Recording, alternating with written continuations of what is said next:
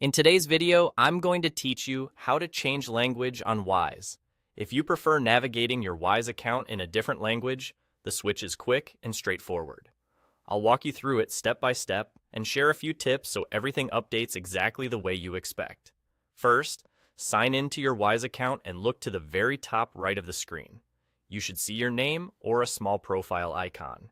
That's your account menu. Click it to open a short list of options related to your profile and settings. If your window is narrow, the label might shrink to just an avatar or initials, but it will still be at the top right. Clicking there is the key to reaching the language controls. From the menu that opens, go to Language and Appearance.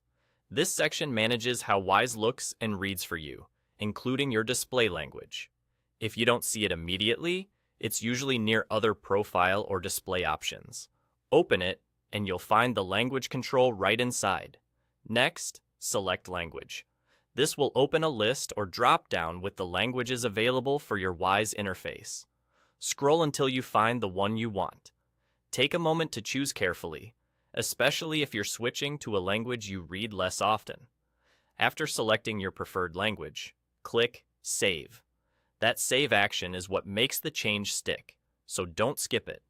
Once you save, the page may refresh, and your menus, buttons, and labels should appear in the new language.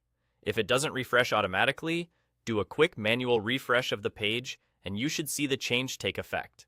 Keep in mind, this setting updates the Wise interface itself. It won't translate information that comes from outside Wise, like merchant names or notes you typed in previously.